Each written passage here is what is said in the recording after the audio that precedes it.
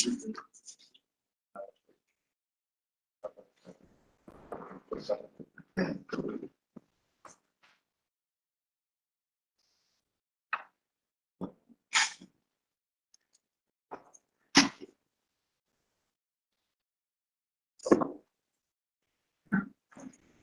afternoon, ladies and gentlemen. Vice Admiral Kay-Achim Schonbach, Chief of the German Navy, members of the armed forces and the strategic community, friends from the media, ladies and gentlemen. At the outset, I would like to thank Admiral Kay-Achim Schonbach for sparing his valuable time today to address members of the strategic community on a virtual platform provided by our institute, the Manohar Parrikar Institute for Defense Studies and Analyses. The Manohar Parrikar Institute for Defense Studies and Analyses is India's premier defense, security, and international relations think tank. And it's an honor, a singular honor for us to host Admiral Schonbach at our institute today. Ich heiße Admiral Schonbach in unserem Institut willkommen. We are obliged to host today's lecture by Admiral Schonbach in a virtual mode due to the restrictions imposed by the COVID-19 pandemic. Friends, Admiral Schonbach has had a distinguished career in the German Navy. Today, he has kindly agreed to deliver a talk on Germany's Indo-Pacific strategy.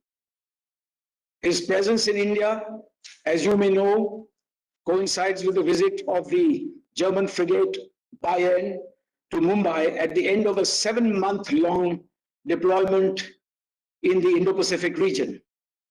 The German Navy's return to the region after nearly 2 decades is not only a significant maritime event, but it also has broad strategic implications.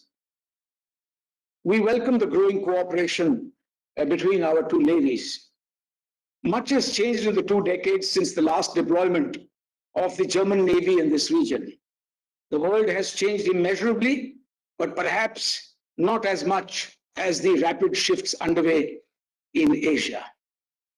The transition of the traditional engines of global economic growth from the west to the east has altered the geostrategic landscape. What is perhaps even more significant is that prosperity is no longer the monopoly of any particular part of Asia. It is more widespread, giving rise to the inclusive concept of the Indo-Pacific that straddles East and Southeast Asia today, South Asia, all the way up to the coast of Africa. The Indian and Pacific Oceans are increasingly intertwined, not only in terms of energy and trade flows, but also in terms of the wider technological, ideological, and territorial contestation that has emerged in recent times. From 5G to undersea cables and resources, environmental degradation to debt trap financing and critical supply chains, the impact of policies followed by any one nation is felt by the rest. China's current economic and military policies have cast a shadow on the geo-economic and geo-strategic architecture in the Indo-Pacific. The global order that has kept peace for over 7 decades is under stress today. India's geographical location and its growing trade, economic, and strategic interests in the extended neighborhood places upon it a major responsibility to ensure freedom of navigation and overflight in tandem with like-minded partners.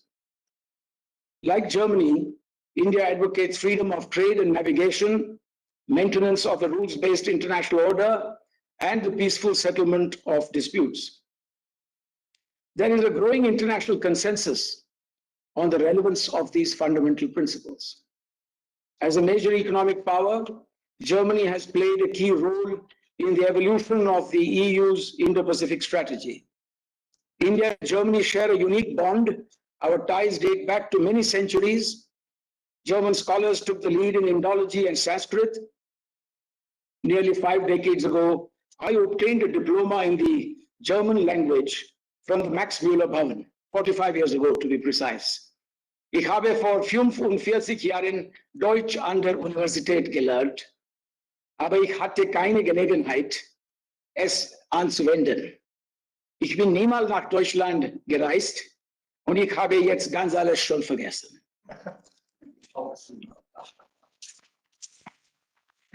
Yet, my interaction with German culture through the German language left a very deep impression upon me.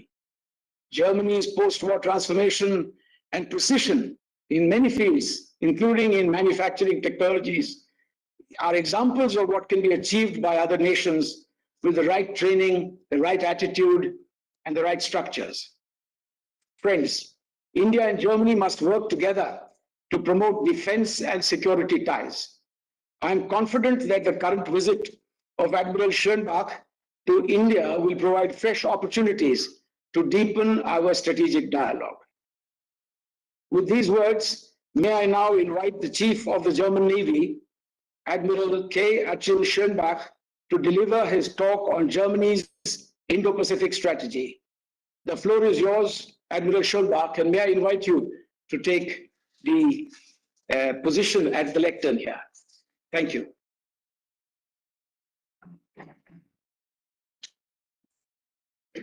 So, Ambassador General and distinguished audience, hopefully you can understand me. Even if give me a sign, probably so shout out loud. Now, first of all, before I start, and again, as same what I did in Singapore, when I give just and say, okay, give us a lecture. I'm not here giving lectures. So the only thing what I can do is really share my thoughts, and this partly official, partly of course, but I will show that then more my private stance, my private attitude. But in fact, and this is not just making compliments. I'm as well here to learn. And I said it also to my longest in the East Pacific and Indo-Pacific states. We're here to learn, and I learned quite a lot already. Because after 19 years, indeed, as you said, sir, at least with regard to Navy or military, 20 years ago we have been last time here in Japan, and really following the route alongside the ports of our valued partners. This was the reason to send the buy-in as well, but I'll come later on that.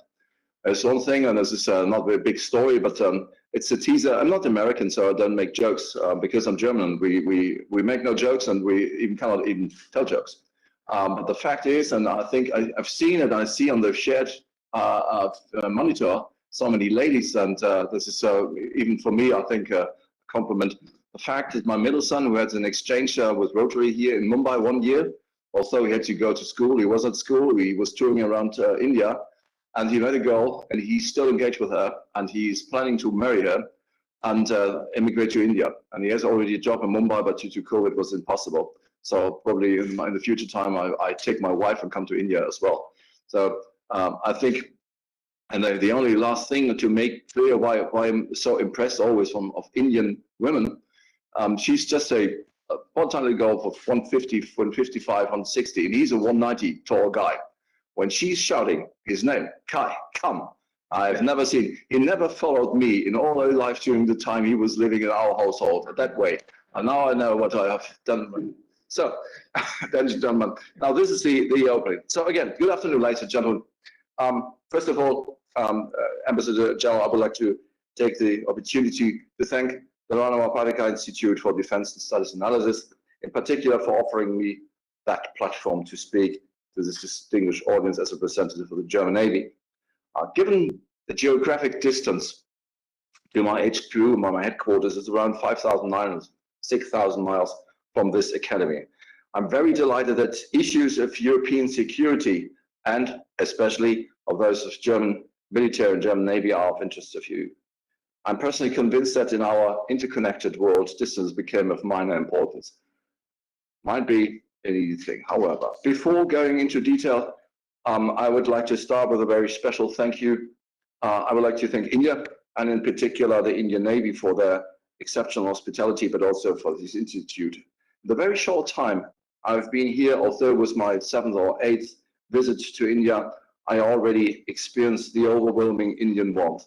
And of course, what you cannot do by this shared monitor. I told yesterday the Indian head of Navy, this certain smell, you have it in the street, you have it here also in the rooms. Even if I could close my eyes and somebody asks me, where are you? I know I'm in India. And this gives me, again, even my warm heart feeling. So speaking on behalf of my soldier who arrived in Mumbai today on the German frigate Bayern, I can undoubtedly state that we feel at ease and are grateful for all the support we receive here in India. But I'm also speaking from the experience in the past.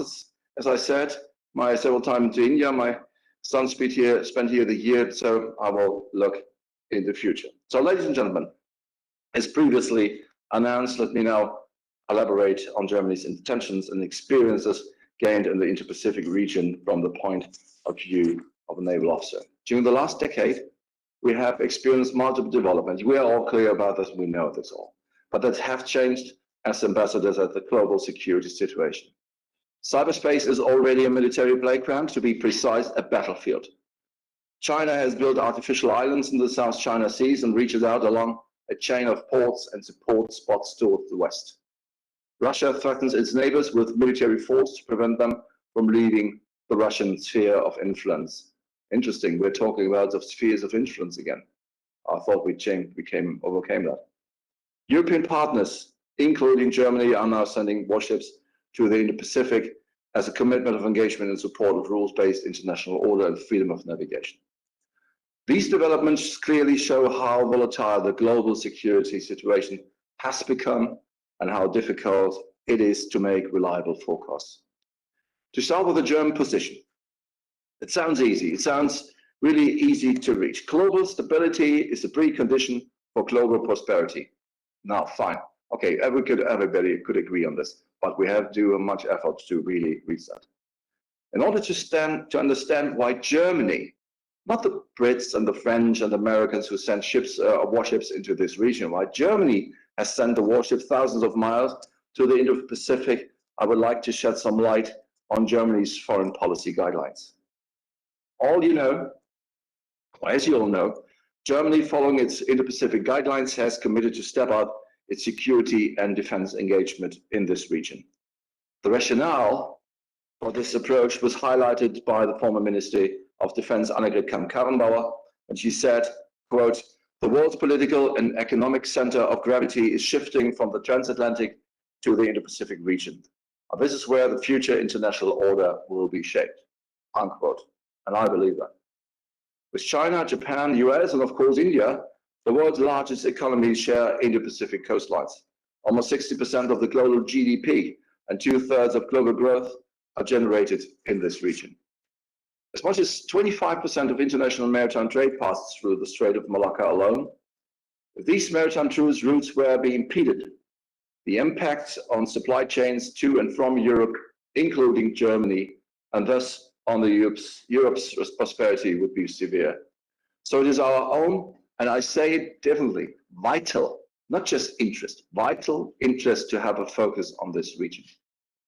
The Indo-Pacific region is home to around 60% of the global population and growing, and 20 of the world's 33 megacities. It is also the source of more than half of the global carbon emissions. This makes the region countries key players and partners in tackling global challenges such as the climate crisis. Arms spending in this region has risen more quickly than everywhere else in the world over the last decade, and now makes up just under 30% of global spending. At the same time, the region seems to lack effective structures. And please don't get me wrong, it is not giving here advice, but this just might probably become later on during the question and answer, when I'm always asking, why is ASEAN just a trading organization? So the region seems to lack effective structures for cooperative security and mechanisms to contain potential conflicts. China's political and economic ascent poses a challenge to the established powers. The balance of power in the region is unrest as a result of this dynamic. An increasing number of governments, organizations, institutions worldwide are making the Indo-Pacific their conceptual frame of reference and thus the basis of their policies. Examples of this context include India, Japan, the United States, Australia, and France. I personally appreciate the format of the Indian Ocean Navy Symposium, the IONS. I had the honor to participate last November as observer in Paris. I witnessed that the format was used by the participating nations to exchange the perception of the security situation, to discuss sensitive matters and to find solutions how to prevent confrontations in the regions. But honestly, I experienced something else. I experienced that many countries, and please don't get me wrong, of course, it was just not the conflict between India and Pakistan. Others are sitting around the table, and I as an observer can really stand outside and see how you're, yes, talking about security, but on the other side, you still have in mind the conflict. And we have to overcome this. I can really experience from my continent. But as said, I'm not here giving for any advices. I can only convey the message that this kind of formats in the European context are fundamental to remain stability. Based on the German experience, I can only encourage you to continue with using formats like IONS or the dialogue, the Indian dialogue, to exchange the perspective of the nations in your region. But let me open now my or our focus to the entire Indo-Pacific region. All Indo-Pacific concepts refer to the rule-based international order, yes. However, from my humble perspective, ladies and gentlemen, they seem to differ in their objectives, differ in the importance they attach to various policy fields, differ in the relevance they see for multilateral approaches, and above all, they differ in the question of whether and how to incorporate the white elephant, what is China, a regional power and emerging world power that in some cases challenges the rules of the international order or even denied, and that surely tries to design the future global order according to its own views. A number of factors and elements have to be taken into consideration when assessing security implications in and for the Indo-Pacific. Let us not forget, all nuclear powers, as well as the nuclear power possessor states, have an affiliation with the Indo-Pacific region. China, India, Pakistan are Asian countries, not to forget North Korea, which also maintains a nuclear weapons program. Both the USA and Russia have specific coastlines, and France and Great Britain, although minor states, hold still overseas territories in the Indo-Pacific.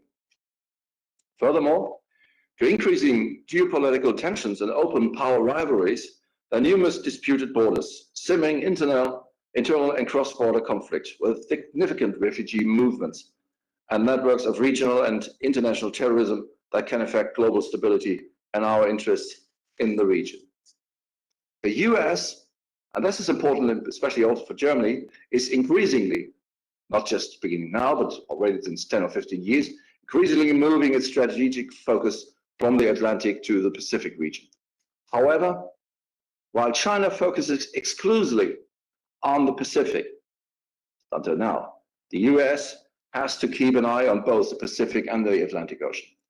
The necessity with regard to the latter one is underlined by current developments in Russia, Ukraine, the Middle East, and Africa. Germany, as a nation that trades around the world, has no alternative but to contribute to maintaining and supporting stability, prosperity, and freedom in the countries of the Indo-Pacific. More than 20% of German trade is conducted in this region. The EU member states are among the biggest investors in the region. Germany is committed to strengthen the rules-based international order in the Indo-Pacific region to ensure that it remains a place of inclusive cooperation.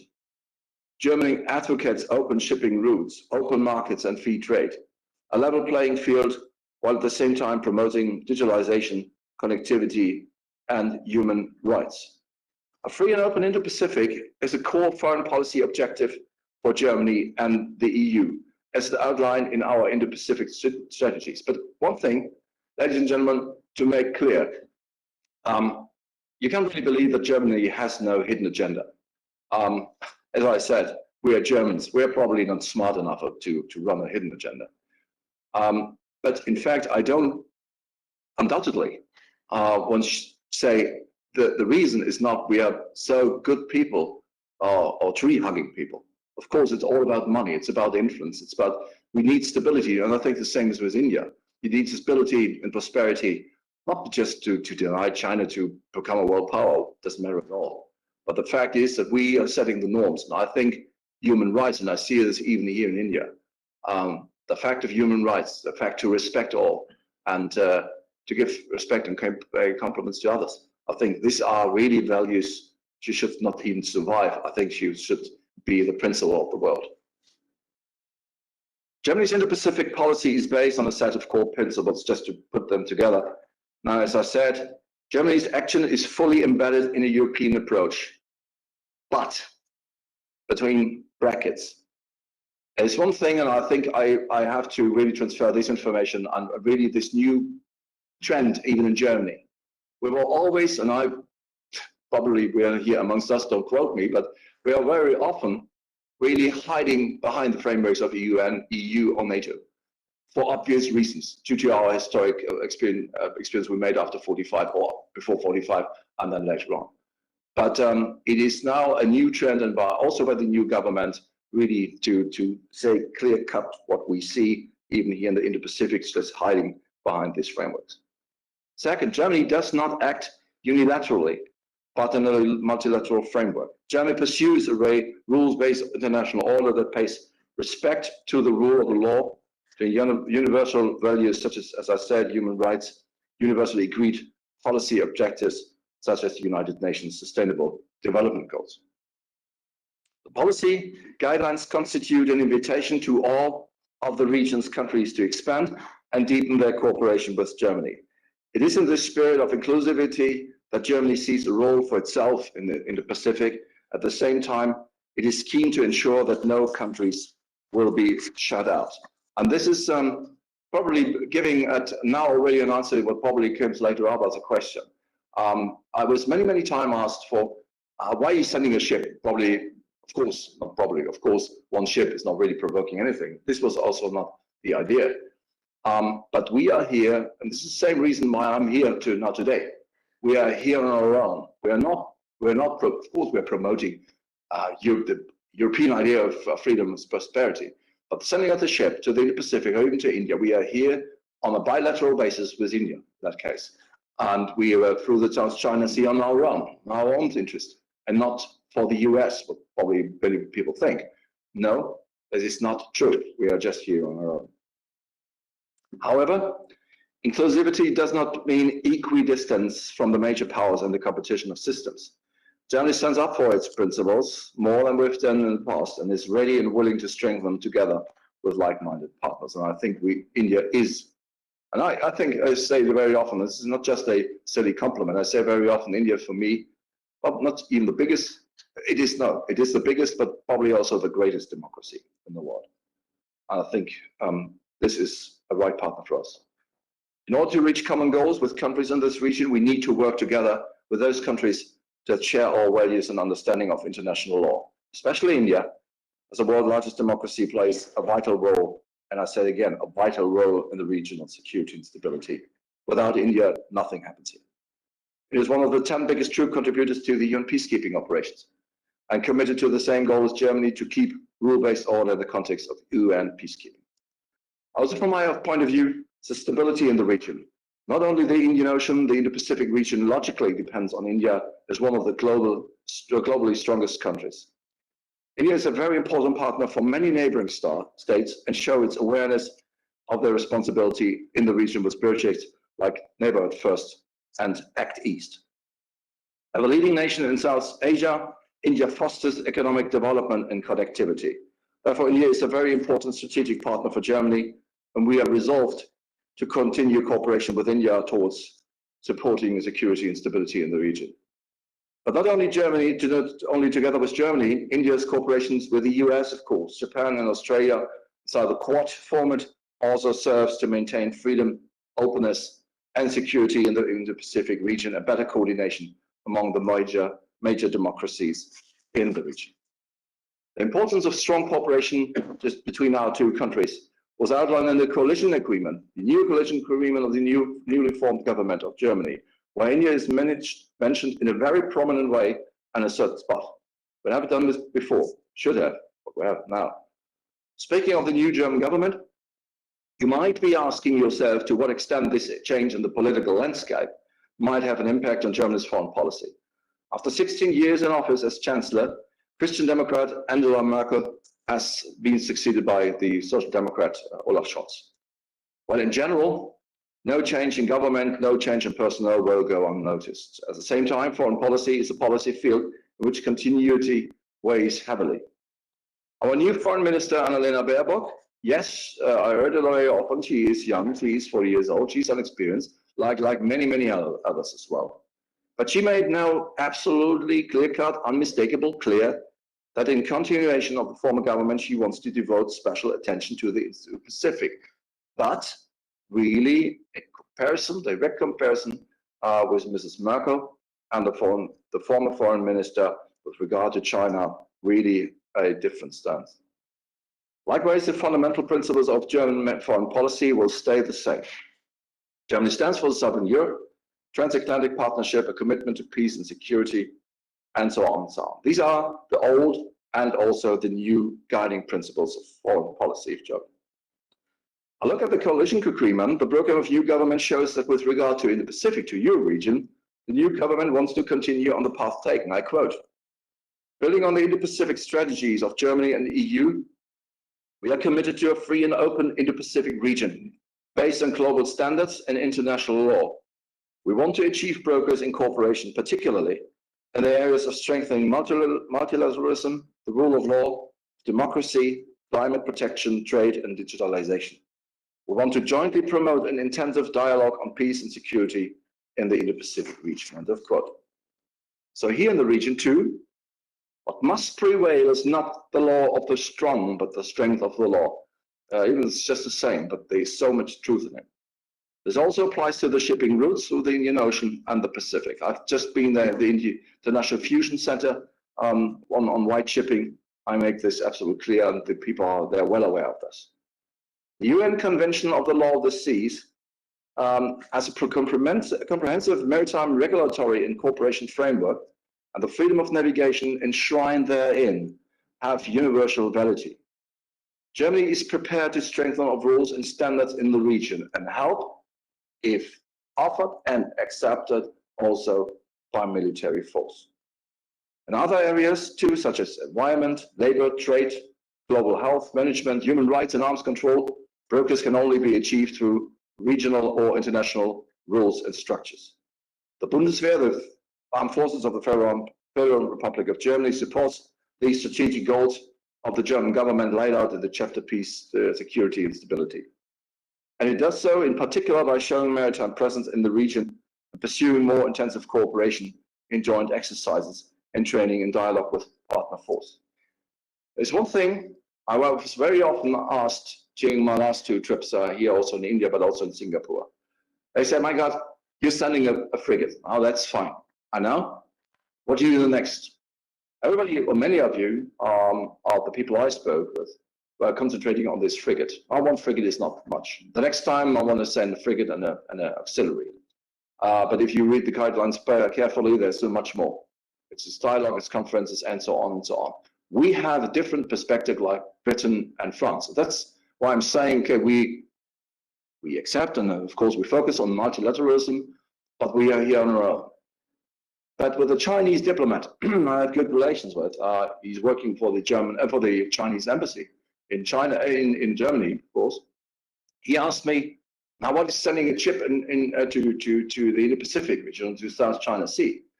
Well, he stopped and said, what really finds its way or path into the foreign policy institutions in Beijing and also in the Ministry of Foreign Affairs was if US, Britain, and France send ships, that is what everybody expects from them. From Germany, you normally, what do you expect from them? Notes, documents, papers, speeches, conferences, fine. But when Germany starts sending a military force, even if it's just at the moment just one frigate, my God, something has changed. And I see, probably it's not in the beginning very important, but I think on the long run, the fact that China says, my God, the good friend inside EU was always by 16 visits of Angela Merkel to China. When Germany now starts even sending military force, there is something wrong. Something in our communications wrong. Something is what we've done is wrong. This really turns out now in a new behavior. I don't believe that, but I think this is the right thing what we have to do. Why is that? The proverbial icebreaker in terms of security policy of this initiative guidelines is the deployment, as I said, the frigate by, and I said a lot about this. Sending a ship into this region highlights yet another aspect of our Navy. It demonstrates a flexible and effective tool for our political leaders. Of course, you know, strategic communication. Sending a ship is not sending a ship, it's strategic communication. And this is, of course, to the outside, but also to the inside. This program of deployment for more than 6 months, closer to 7 months, is very ambitious. Throughout the mission, we participated in intensive and demanding exercises with our partner navies within the framework of so-called passage exercises. In addition, Bayern participated in mandated NATO and EU mission Sea Guardian, Atalanta. On the way from Tokyo to Busan, we broke new ground for Germany by helping to monitor UN sanctions against the People's Republic of Korea. Thus, the entire stay in and the transit through the South China Sea is a concrete, visible contribution to preserving the rules-based international order in the Indo-Pacific. In addition, we want to use the developments to strengthen and deepen our security and defense relations with our nations in the Indo-Pacific. And even if I now take you one question after the other from your agenda, I was of course asking, why were you now having the chance going through South China Sea, not going through the Taiwan Strait? Now, first of all, everything what I tell you here, of course, you know very well, has to be agreed by our political masters. And if we go through the Taiwan Strait, I would advise so, I would recommend so. Of course, it stays with the political elites saying, okay, we want to do so. But please understand Germany.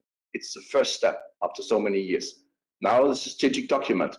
Europe was following us with promulgating their own document on the same issue.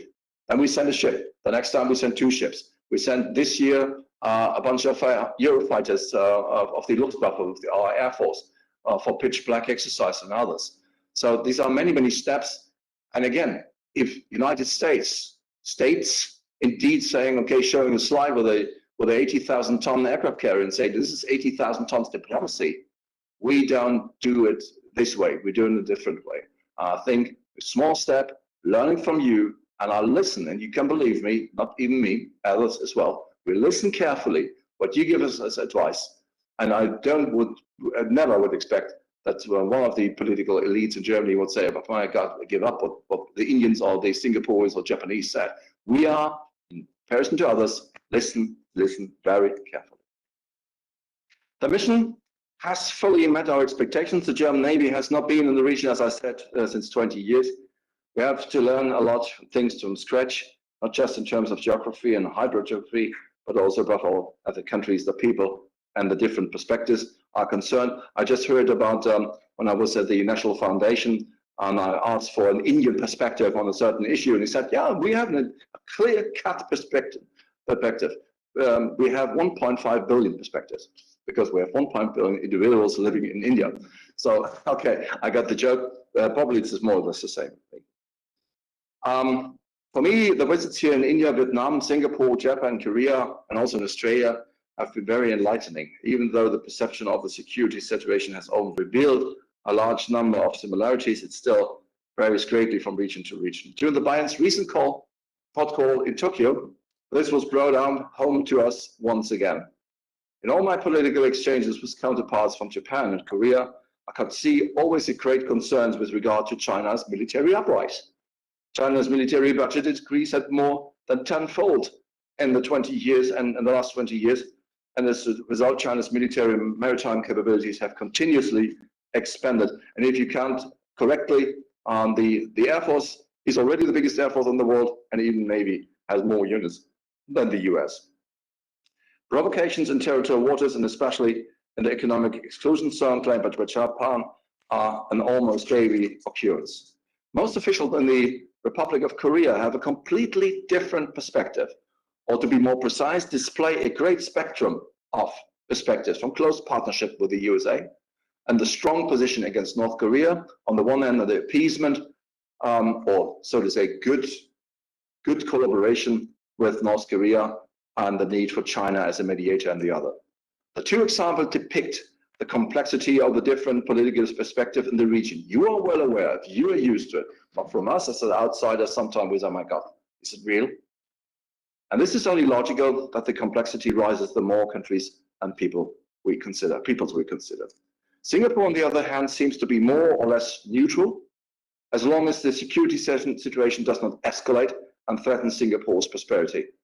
That being said, all partners that I have met so far share the same conviction, the conviction that success can only be achieved through dialogue and by working closely together, so as to preserve and promote the rules-based order. There's one thing to read about something in a report and quite another to have it explained to you firsthand.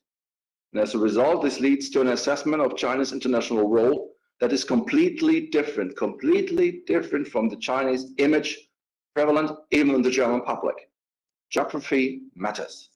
China is not only an important partner, yes, it is, even for you, and a strategic competitor, but I think this is very euphemistic for us, but also a growing hegemonic power, which is using its power and money to push into Europe and put pressure on the international order. And please imagine, every year, European Union delivers and promulgates the human rights document. And it, of course, every EU nation has to accept this, otherwise it would not promulgate it. Portugal and other country, now one or two other countries said, give it a no, voted against it because China has them in their hands. And because they expected, when you do this, because of course China will be on the list, when you do this, we get problems with us. This is now the start with China as economic power is really starting to split European Union. And some aspects it's in the European Union you should know, of course, distinguished audience has on the one side an EU issue, but it's also because Portugal or other country could be then have an issue and it's in NATO. So it is also splitting in worst case, it's also splitting NATO. That must end. And this is the only way at the end to do this by force. I can only underline the statement made by Secretary Lloyd James Austin, quote, "We have to stand together with you as your allies, your partners and your friends, because we know that one can only get it, that no one can do it alone. And we are confident that together we can build a better and brighter future for all of our children." Ladies and gentlemen, I have clearly gained the impression that we Germans are welcome, hopefully. I personally always felt welcome in India. We are not perceived as having, as said it earlier, a hidden agenda, but as mid-sized power operating in a European context that can offer further alternatives and for forging cooperative structures. And I can reassure you, there is no hidden agenda. Germany is interested in its own prosperity and is convinced that Germany's prosperity will always be based on the prosperity of the people in the Indo-Pacific region. And to clarify the German position, again, Germany sees the countries of the Indo-Pacific region and India in particular as a forefront to find common ground for a stable and peaceful regional order. Germany respectfully offers its support when it comes to finding solutions. Germany is not here to enforce its own perspective on the region, as I stated at the beginning. When outlining our German foreign policy, I referred in particular to striving for multilateralism. Now you may wonder whether this is not a contradiction that the Bayern, rather than being a part of a European naval force, is predominantly operating on a bilateral basis here, but I think I lined it out already. We are standing here on our own and do not need, in this case, British or French partners. Well, for the future, and I said it again, in case that my political masters agree on that, we want to send a ship, even let it here for more than 2 years, exchange crews, probably from the temporary hub, might be Singapore or else, or asking India and the Indian Navy for probably giving us a chance to work with them in Kochi, where you have your training sites. I think it is very useful because we have a lot to learn of you, all these, also your perspective and your awareness, what is white shipping and shipping and all here, HIDR, the humanitarian aid and disaster relief, so many aspects. You are the forefront, you are the front runner, and I'm not a European that says, okay, I'm from the old white Anglo-Saxon Protestants were a white race and coming here and tell you what to do. We are here to learn. Come to the end. Ladies and gentlemen, I'm looking forward. I'm sorry I was a bit late for coming, but it was the good cuisine next door. For me, it is important that you really understand that we are here really to be a partner, to offer perspectives, and we are not angry or disappointed when you say, come on, we are a 3,000, 4,000, 5,000 year old culture. We know better on what to do on our own. You know that Germans are always crazy on Indian literature, Indian poetry. If it just comes to the historical Zarathustra, you have influenced us much more than other way around. And I heard about the legacies, of course, of the British. But I think we Germans, as I said, without a hidden agenda, clear-cut coming through the front door, sometimes seeming unpolite, but this is, of course, not meant seriously. So thank you very much for the time and giving me the opportunity. Thank you.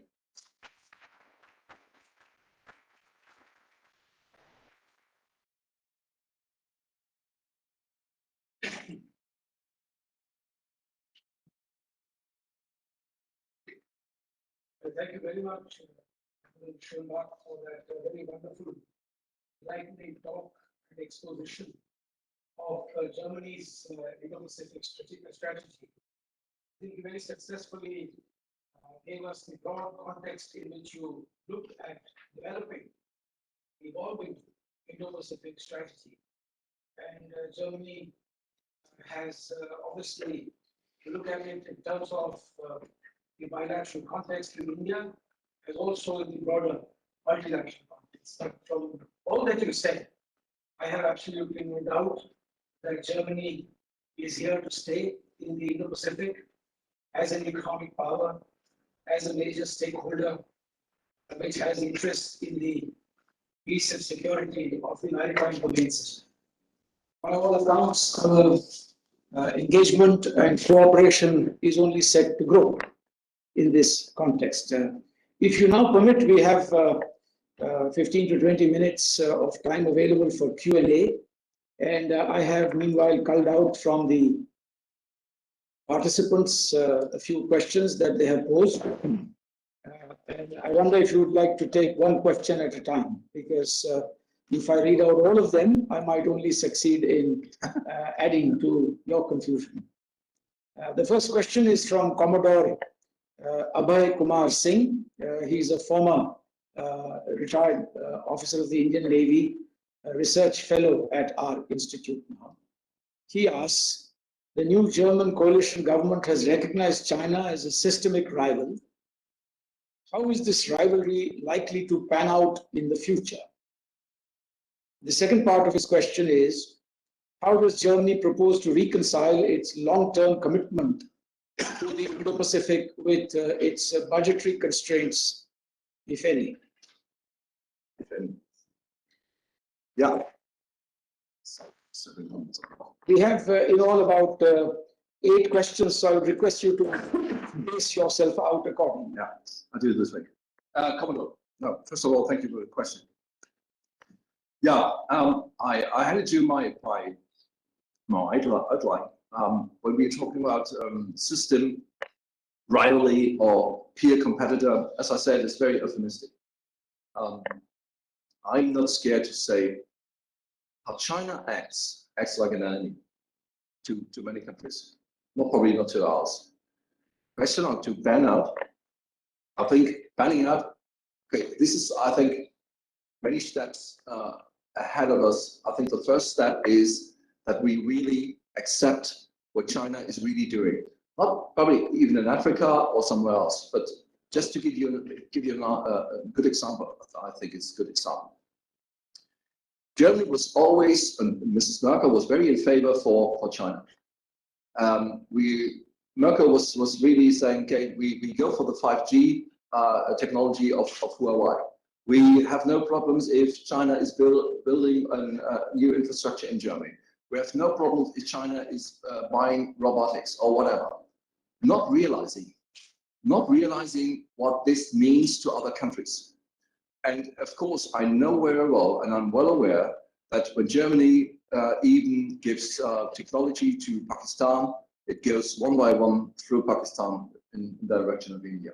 So coming to your question, to Ben out, first of all, is really to the public, to the economy, to the stakeholders, and to the people who are really responsible in Germany. Is very often not the elected politicians, but people very often in the second row, telling and showing them what happens if, and it did, it happened 3 years ago, that the KUKA Robotics, the front runner in Europe, was sold out to a so-called private company of China. There's no private company in China. And it is a backlash. And we experienced the same year, a backlash. The whole technology was gone, and we see that China is not paying back.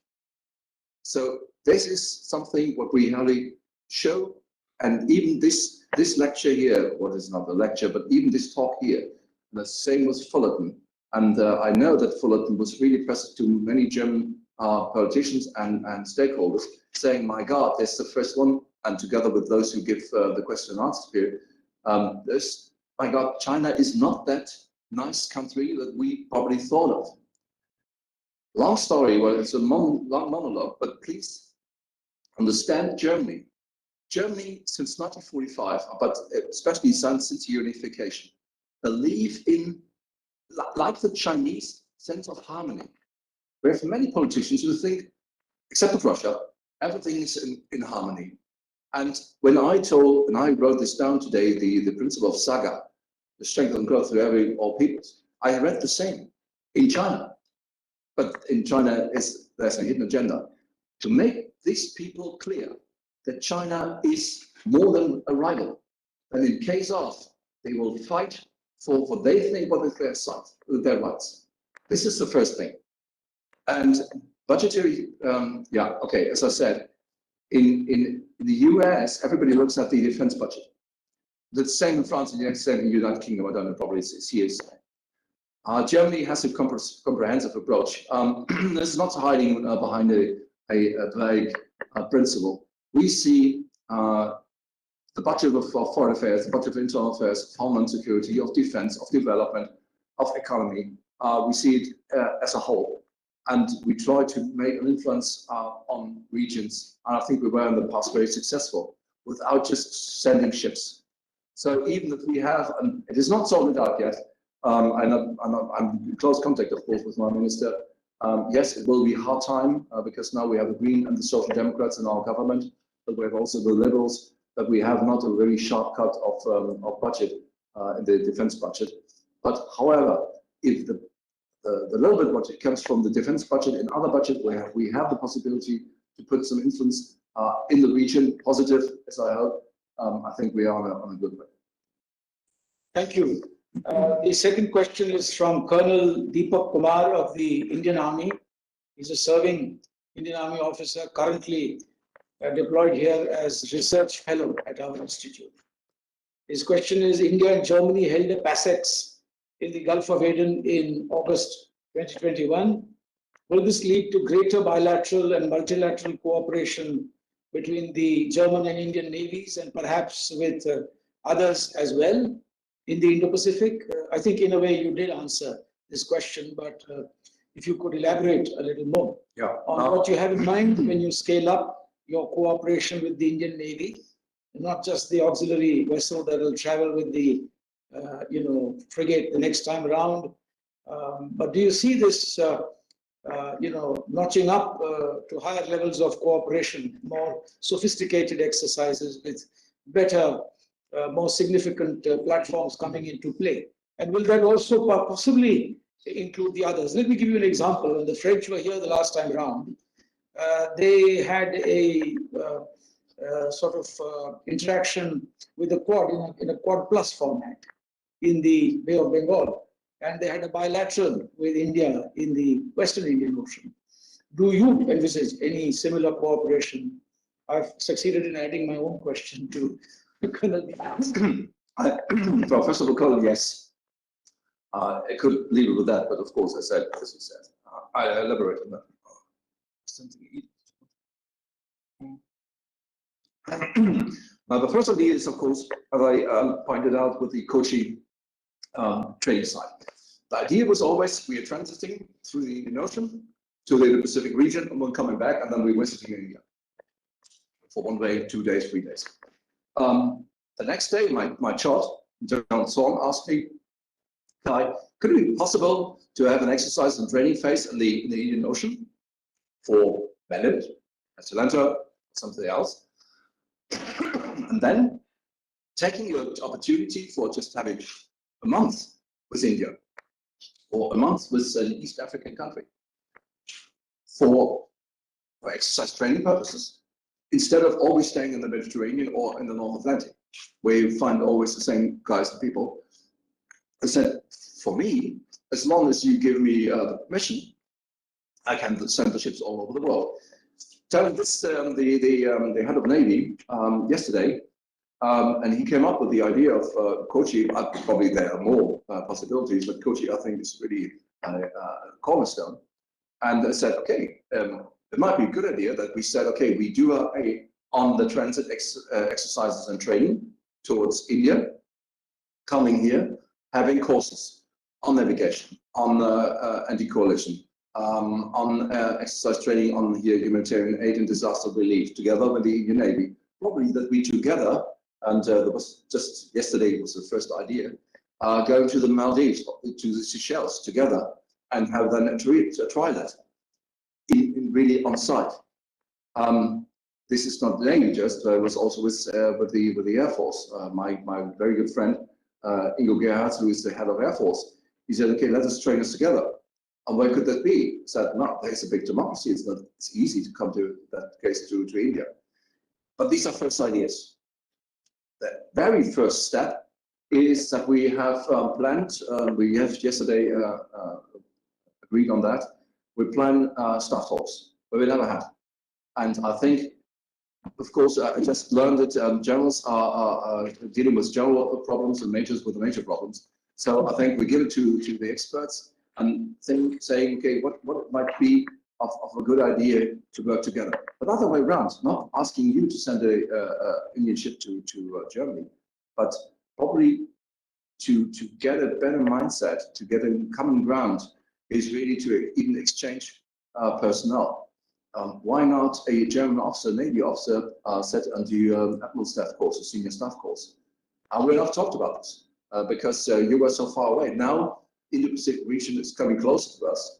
And as I said, India is for us the common center stone. So yes, it might be the idea. I think I would echo your sentiment in stating that exchange of personnel and staff talks and greater exchange of ideas and interaction will certainly deepen our understanding and enable us to cooperate even better in the future. The third question is from Captain Anurag Bisen, again a serving officer of the Indian Navy, currently research fellow at our institute. His question is, how does Germany reconcile its position on the South China Sea dispute with reports that German MTU engines have been supplied to China for its frontline ships and submarines? The second part of his question is, does Germany subordinate its Indo-Pacific strategy to its economic partnership with China? Yeah, Captain, MTU and MAN and others. Yes, I cannot, that's a good question, it is reconcile. I cannot say that the German Ministry for Economy, what is now Economy and Climate Crisis, is, I put it the other way. Germany's economy is absolutely free. So if we send, or we give the companies the opportunity to sell their goods, for example, to Chinese companies, what this meant then to China, was always seen as the government just looks on such kind of transfer when it comes to dual use, or military and civilian use goods. Then there's a certain commission of the in the parliament or in the chancellery, then they are stepping in automatically and can say yes or no. With China, we always said no problem. And it changed since I told you about this KUKA trade or this coup, in say. The fact that we had the kind of backlash seen that they put these new technology in chips that were really challenging others. So now I cannot say that what now the new minister will do, but I'm absolutely convinced that we will put this really under consideration now to stop with this. With regard to South China, the fact is, yes, you're right, and I cannot deny this, although I'm not responsible with it. Selling cars to China is of vital interest in Germany. But as the United States of America does, and we have done in the past with other countries, we don't sell goods to countries who are not really accepting at least basic humanitarian rights. And I think, as I said, with the new foreign minister, there is a slightly wind of change, but it will not happen as fast as we all probably, even I was appreciating. But I think, yes, I see it right this moment at the very beginning of the new government that there is this trend that we start with in Thomas. Yeah. If I could just comment on what you said, there was this kind of policy elsewhere as well, that large countries, major economies were interested in selling their products to the very, very large Chinese marketplace. But of late, there has been a sea change in this regard.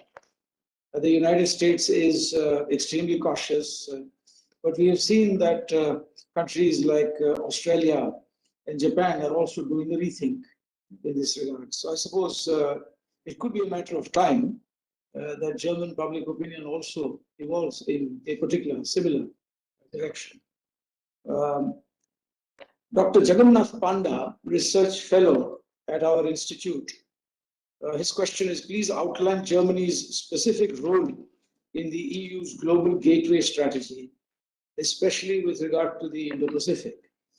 As in, what exactly is Germany's specific role in this regard? This is, of course, a broader strategy of the EU. And secondly, what are the areas in which Germany can cooperate with India in the context of the EU's global gateway strategy? The plug-in points, if you could elaborate. Good. I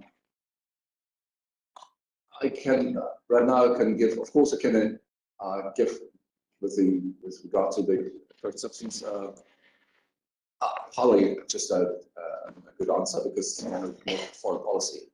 But I know it sounds arrogant. It is not meant arrogant, but it sounds arrogant when I say this trend or this strategy is, of course, paid at least by 25% by Germany. Because at the end, and even if we're talking about humanitarian rights or things like that, we also want to export. It is at the end always a question of resources. It's always a question of money. Is Europe really ready, prepared, and always willing to give the money to say, okay, we open this, we bring this new strategy on the ground, we bring it to Indo-Pacific, and now, of course, other countries here in the region would say, okay, please come on. What is, in comparison to what China is offering you? This is the Belt and Road Initiative, and this is, of course, a kind of counter initiative. But if you look at the size, how many, in the case of euro or US dollars, China is spending on that, and what is Europe spending? 25% of that is Germany spending. It is indeed a minor role. It is not a big issue. When I'm sitting here officially as a naval officer of the German Armed Forces of the Federal Republic of Germany, I have to say, now this is a great strategy. It's the first step. It's the first step to let Europe regain the position that we probably had in the midst of the 20th century. Saying with regard to what China is doing, and this seems to be seen as a counter strategy, it is nothing. It is too less. It is not enough really to give other countries an opportunity, or not the opportunity to give them an alternative. However, and as I wanted to say earlier, even during my speech, was, ladies and gentlemen, be honest. We are all here sitting, coming from countries who call themselves democracies. a democracy, running a democracy is not easy. It's difficult. It is convincing people every day. And nowadays, where media has such a strong position, it is more heavy and more, not an easy problem to convince a public, even if the public, as containing of many, many individuals, have absolutely no clue what they're talking about. It is just emotion. And you see it very often in German. Unfortunately, I have not the ability really to give it and put it in English words, but very often in the background, or even the micro is off, you hear German politicians are probably the same here, I don't know. But the democracies, we have to work not on the facts, not on the serious issues. We have to approach the hearts, not the minds, the hearts of the people, so that they follow us. So, and then you look at the money that China is on this Belt and Road Initiative giving to others. Ask, and I've spoken to the foreign minister of Mali and Niger. Ask those people and said, look, sir, I said it, look, sir, look what China is doing for you. China is, of course, you know very well, China is the biggest non-African landowner. Interesting, Turkey is the second one. China is the biggest landowner. And they built the whole cyber infrastructure for that.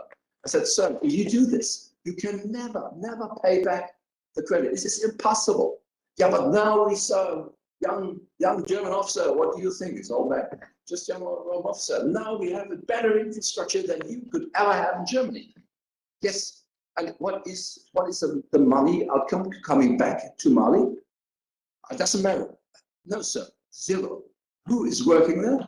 Chinese engineers and workers. Who is controlling the infrastructure? Chinese. Who are installing the CCTV cameras for controlling your whole society? China. What is your outcome? Zero.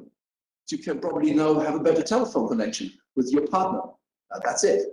So in democracy, really convincing the people, I'm sorry that I'm outlining and circumventing it, it is really a question if we want to have a better strategy outcome with these small, with the small resources we just really put in this great strategy, we have to do more. So coming to a clear-cut answer, I'm sorry, I don't believe it works. Because convincing people or convincing nations and governments of humanitarian rights, and this is all about this, because China is giving money, whether to dictators, to killers, to criminals, it doesn't matter, as long as they give them the resources to China. This is it. Any specific areas where you think Germany and India can work even more? As long as we see both countries as and ourselves see as democracies, I think even the fact that I'm here today, I'm not an important person. They're much more important persons.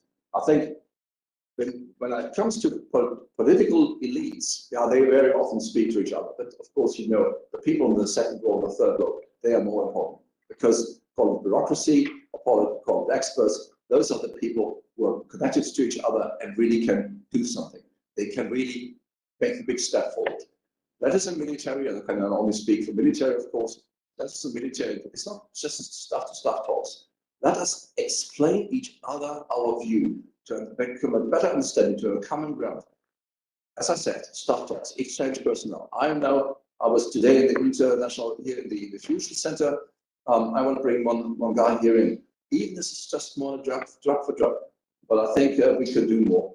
And of course, what we can also do is, we as you are, I think Tata is a good example, and our big companies, I go no back with the information I got yesterday on MAN, on NTU, on Atlas Electronic. I will approach the CEOs and say, come on, don't, and please, that's what I'm saying here, don't look always at China and Pakistan, because this is just Chinese money. We're looking at India for the big tall democracy. Just come on, do more, take care of your customers. Thank you. Let me add to that by simply saying that when you go back, please take back this very sincere message and offer from us at this institute that we would like to do more with German think tanks in the strategic space, including in maritime security and related issues. The next question is from Colonel DPK Pillai, retired officer of the Indian Army, who is now research fellow at our institute. His question is, what is Germany's view of NATO's expansion eastwards?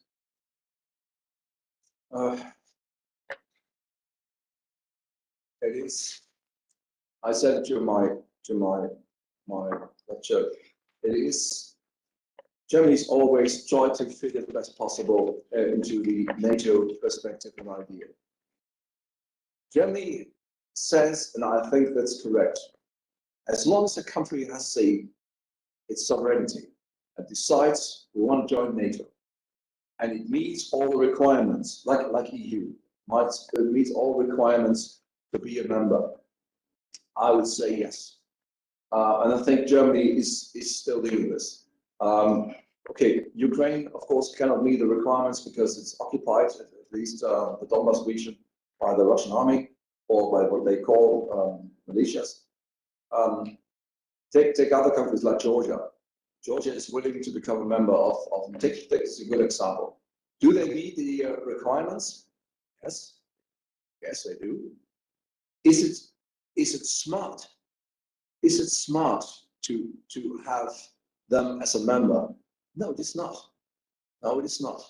With the Baltic states, Lithuania, Estonia, and Latvia, it made sense because they were sovereign countries before Russia was occupying them and integrating in their Soviet Union. But all others, look at Sweden, look at Finland. If Sweden decides to become a member of NATO, it's a sovereign decision, and they meet the requirement. They can say yes. We cannot and we must not give Russia, and this is of course probably the question, one of the questions, we must not give Russia a vote to say, okay, you guys as before they can decide. But please come on, ladies and gentlemen, what is my minister asked me, what do you think what Russia really wants? And I had this just on the other side of the street. Is Russia really interested to have a small tiny strip of Ukraine soil integrated in their country? No, this is nonsense. I think Putin is probably putting pressure on it because he can do it. And he knows that if he splits the European Union. But what he really wants is respect. He wants on eye level, he wants respect. And my God, giving someone respect is low cost, even no cost. So if I was asked, I haven't asked, but I was asked, it is easy to even give him the respect he really demands and probably also deserves. Russia is an old country. Russia is an important country. Even we, India, Germany, we need Russia because we need Russia against China. Probably not from your perspective, but from my perspective, I'm a very radical Roman Catholic. I'm believing in God and I'm believing in Christianity. And there we have a Christian country, even Putin is in Athens, but it doesn't matter. I think having this big country, even if it's not a democracy at our side, as a bilateral partner, giving them a chance with the EU and also the United States of America, having on eye level, same eye level. It is easy, it's an easy workout. And it keeps us probably Russia away from China, because China needs the resources of Russia. And they're willing to give them because our sanctions sometimes are going the wrong way. But this is foreign policy. This is made by politicians. Of course, we cannot agree on what Russia is doing in Chechnya and what else. That has to be addressed. And yes, it has to also address what is happening in Ukraine. Okay, the Crimea Peninsula is gone. They'll never come back. This is it. This is a fact. And we have to learn that political issues are factual questions and not emotions. So, I'm sorry, I did not even know what was the question anymore. Hopefully that I think you covered it. I covered. And we cannot agree with you more because India also has a very strong strategic partnership with Russia. And Russia is among our closest friends. So we quite understand what you're saying. The next question is Dr. Prashant Kumar Singh, Associate Fellow at our institute. His question is, how can Germany contribute towards a more enduring security architecture in the Indo-Pacific against the backdrop of China's assertiveness? I think the emphasis here is on the word assertiveness. I think you alluded to it in the beginning when you touched upon briefly the South China Sea, and of course you said there was no real occasion for you to steam through the Taiwan Strait.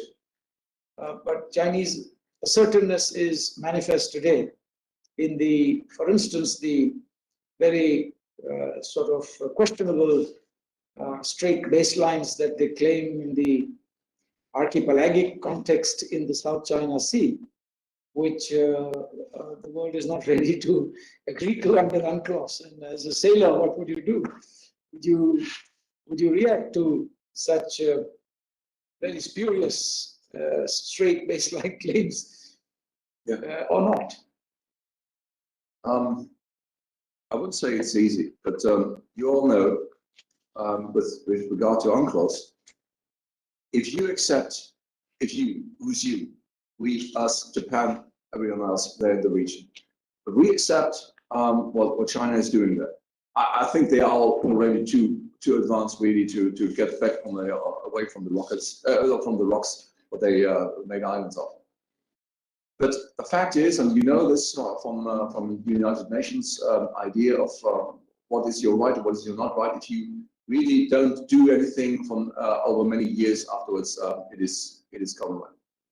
So the fact that China is not agreeing, not even agreeing, they deny that even the existence of a rule-based order in this region should come into effect. However, other regions of the world, especially in Africa, they are always knocking on the door and say, okay, no, please come on, the rules-based order should be even here. Of course, good Lord. No. What can Germany do? Now, first of all, that we, as I said and outlined in my speech, was we have really to stress international law-based order.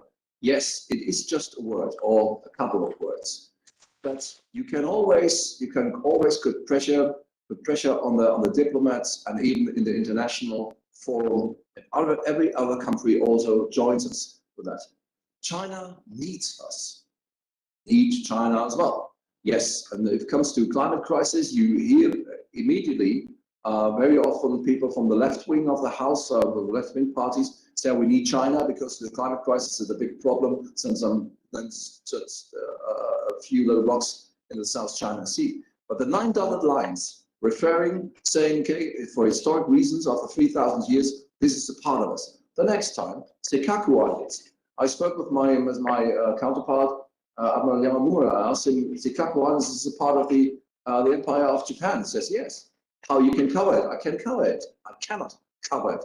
So Chinese fishermen militias are there, and as long as they're there, the next time, now they are surrounded, the next time they go ashore.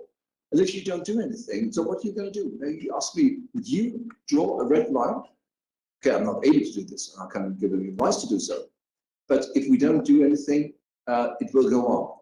And we had this on the other side with during the foundation with the island chains. You know, this progressive steps of China following the island chain rules. Now we have the first chain and we're the second chain.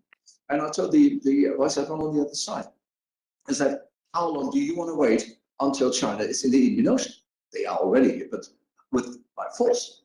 And the next time, all these ports were already built and bought, is already also putting pressure on India.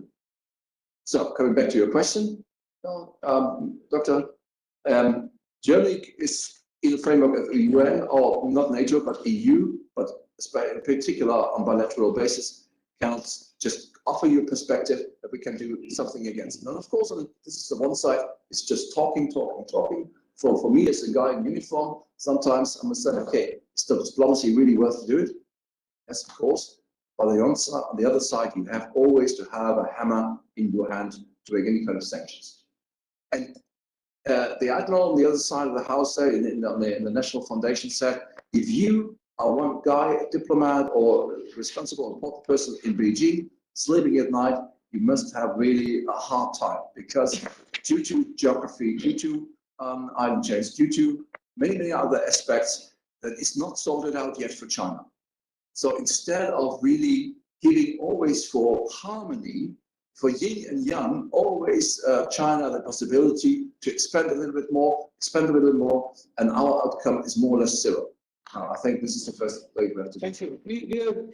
Ladies and gentlemen, we're running out of time. So the last two questions, I'm going to compress them into one. But I shall cite the questioner's names. Colonel R.P. Singh, a serving officer of the Indian Army, currently research fellow with us.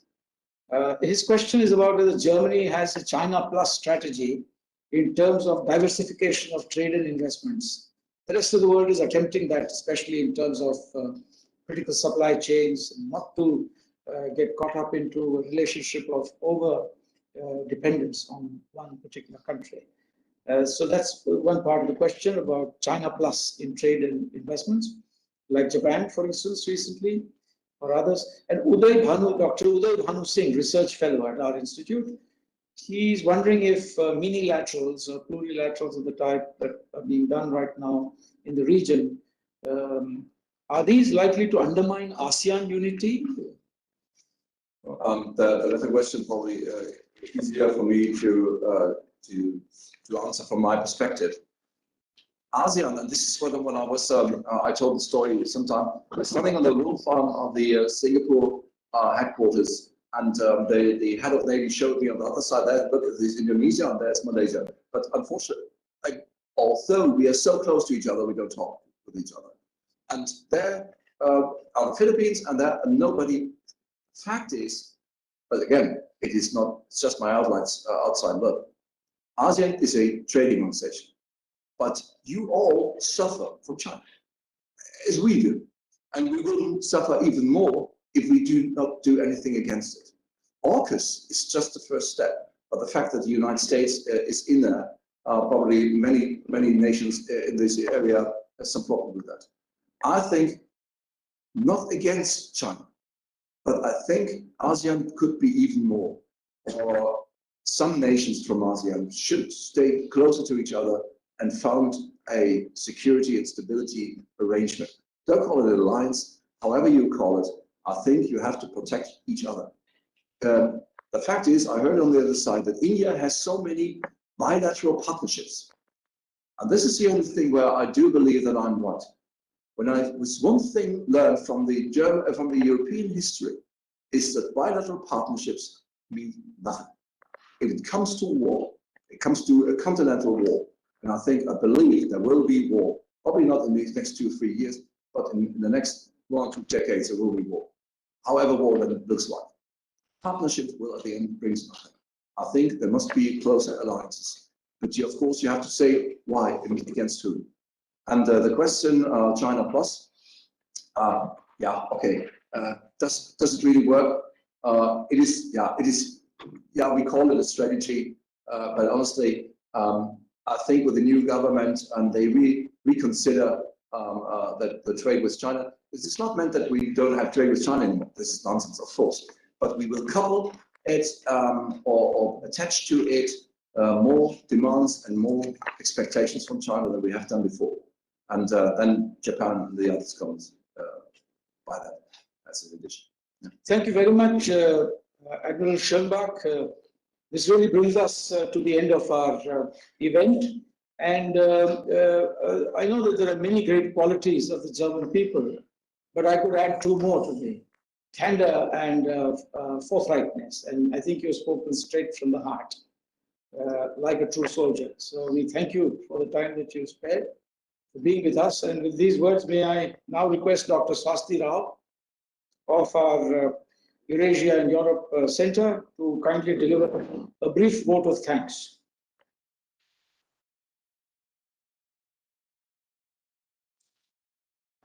Very good afternoon to everyone.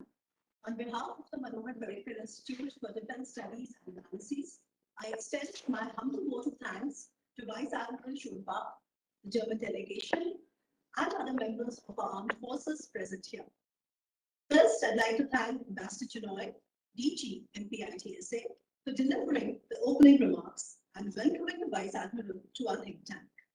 In his remarks, Ambassador Chinoy introduced the illustrious career of Admiral Schonbach and encapsulated the intertwined destinies of Indian and Pacific Oceans. in the context of fast-changing geopolitics and geoeconomics. He underscored the position of Germany as a major economic power and its role in the evolution of EU's Indo-Pacific strategy. He emphasized on the necessity for India and Germany to promote a rules-based international order through opportunities such as these that deepen our strategic dialogue. Ladies and gentlemen, now our humble vote of thanks to Admiral Schonbach. As we all know, he has arrived in India yesterday to mark a particular milestone in the European naval engagement in the Indo-Pacific, namely the arrival of the Manohar. Thank you, sir, for a timely talk on Germany's Indo-Pacific strategy, especially in the context of heightened interest in German foreign policy under the new government of Chancellor Olaf Scholz. We are delighted that you could take time out from an extremely busy schedule to engage with us here at MP-IDSA, all to the benefit of our two nations, our allies in the Indo-Pacific, and the larger strategic and academic community world over. I'd like to thank the support we received from the Ministry of Defense and the Ministry of External Affairs in putting the event together. I'd also like to thank all the viewers and friends from the media who have joined us online and those who are watching us live on YouTube. Last but not the least, events such as these cannot be conducted successfully without the unrelenting support of the technical team and the members of European Eurasia Center. A big thank you to them. Friends, with this, I'd like to conclude on a bright note, hoping that today's overture was just a beginning to a more fruitful dialogue and cooperation between India and Germany in the larger interest of a fair, democratic, and stable world order. May I request everyone here to please join us for tea in the adjacent room. Thank you. Thank you.